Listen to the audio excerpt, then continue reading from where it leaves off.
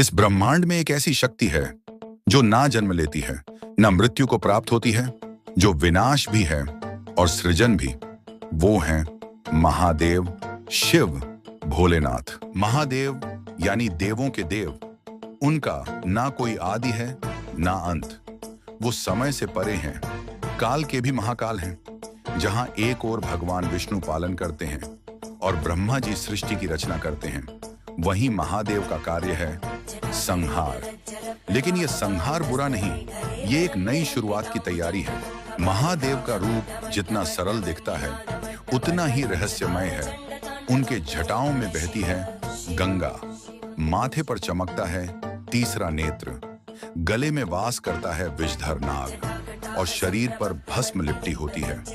उनका ये रूप हमें सिखाता है कि असली शक्ति दिखावे में नहीं, बल्कि त्याग और सादगी में होती है। महादेव को भोलेनाथ कहा जाता है क्योंकि वो बहुत ही जल्दी प्रसन्न हो जाते हैं। चाहे कोई देव हो या दानव, जो भी सच्चे मन से उनकी पूजा करता है, महादेव उसे वरदान जरूर देते हैं।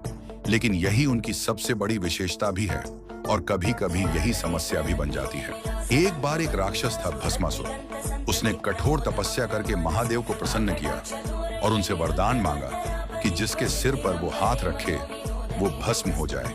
भोलेनाथ ने बिना सोचे उसे ये वरदान दे दिया, लेकिन भस्मासुर अहंकारी हो गया और उसने खुद महादेव को ही भस्म करने की कोशिश की। तब भगवान विष्णु ने मोहिनी रूप धारण करके भस्मासुर को नृत्य में उलझा दिया और अंत में उसने खुद के सिर पर हाथ रख दिया और वहीं समाप्त हो गया। महादेव का तीसरा नेत्र सिर्फ एक आंख नहीं है, ये उनकी शक्ति का प्रतीक है। जब ये नेत्र खुलता है तो सब कुछ भस्म हो जाता है। एक बार कामदेव ने शिव जी की तपस्या भंग करने की कोशिश की।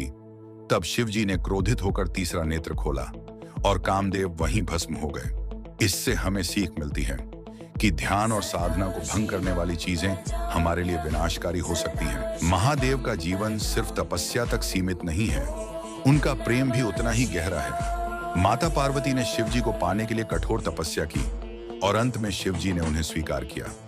ये कहानी हमें सिखाती है कि सच्चा प्रेम हमेशा धैर्य और समर्पण मांगता है। समुद्र मंथन के समय जब विष निकला तो पूरे ब्रह्मांड में हाहाकार मच गया।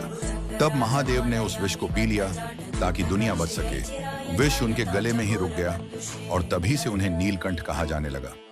ये घटना हमें सिखाती है कि सच्चा नेता वही होता है जो दूसरों के लिए दर्द सहने को तैयार हो। महादेव हमें क्या सिखाते हैं? सादगी में रहो, अहंकार से दूर रहो, ध्यान और आत्मज्ञान को अपनाओ और हमेशा सच्चाई के रास्ते पर चलो।